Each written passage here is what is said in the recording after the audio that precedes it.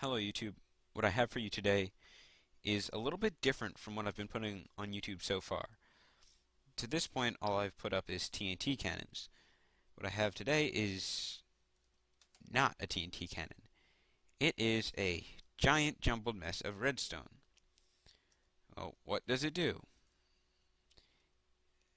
It multiplies two numbers. That's right, it is a binary multiplier. And I've just multiplied 5 by 5 and come out with 25. And let's do another example quickly. So we'll do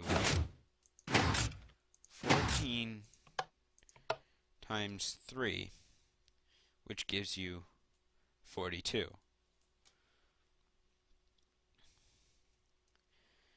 Now, I know this thing is kind of huge, but I wasn't really going for a small size. What I was going for, and I think I've achieved, is a fast speed. So, this thing takes less than a second to multiply two 4-bit numbers. And the way it does this is similar to the way that you would multiply a decimal number. And you'll have to excuse my horrible multiply sign, but what you do is you multiply each digit in one number by each digit in the other number. And then you add it up with a bit of a stagger. So 2 times 8 is 16, 2 times 1 is 2, but you have to move it over because this is in the tens place. Then 2 times 8 is 16 again. You have to move it over because 2 is in the tens place. And then 2 times 1 is 2. You have to move it over twice because both are in the tens place. And you add it together, you get 396. So what this does is all the multiplication takes place right here, and then the rest is just the adding part. So first we'll get into the multiplication. And for binary, multiplication is easy. It's just an AND gate, because 0 times anything is 0, so both inputs have to be non-zero, which means they both have to be 1, hence an AND gate. And this is an array of AND gates. It's 16 of them. When you enter a number into the top row of lights, a row of pistons extend. When you enter a number into the bottom set of levers, a column of redstone turns on, and where they meet, you get an output. That's your multiplication. And for your addition and your shifting, take this bit right here. It goes straight all the way through the machine right to your output. Then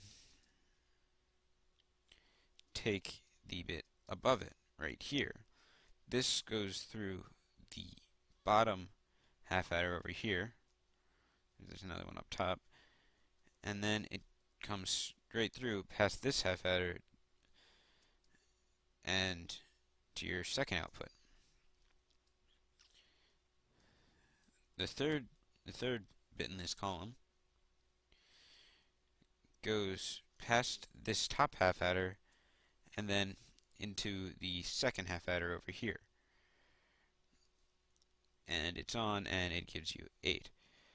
Actually, no, this one's on. And this one goes through this half adder and this half adder for giving you 8. Now these adders have been shirked on a little bit. I did things that I didn't actually put in because they weren't needed. For example, this only has one XNOR gate and then a inverter, and I tried to synchronize the timing so there's a lot of repeaters because the particular XNOR gate I'm using is 2 ticks. But to do that 4 times in order to get your output, there's only 2 other ticks of delay, actually less than 2 other ticks of delay in the entire machine. It's literally all the delay. If you put the top in first, the delay is 8 ticks for the 4 half adders. If you put the bottom in first,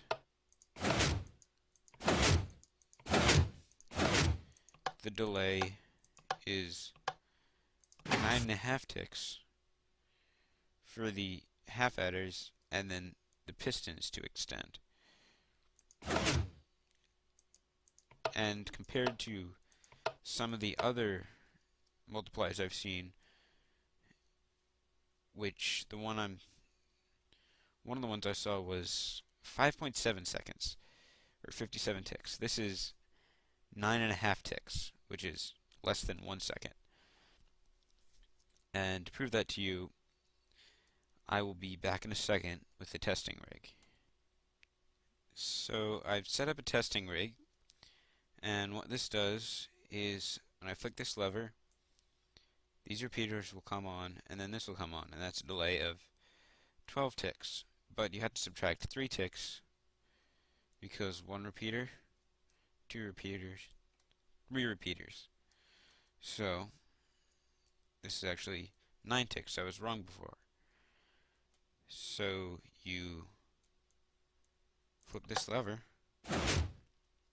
and as you can see, in 12 ticks, all 5 of these came on.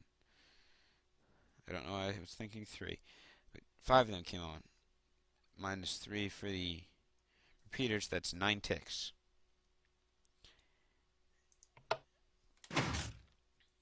So this is a pretty fast adder. It's 9 ticks as opposed to 57, which was the greatest or biggest delay I've seen. And this whole process could be done simpler if you had a computer with registers, but I don't. This is freestanding. You change the numbers and it will change the answer. But that's pretty much it. So I guess thanks for watching.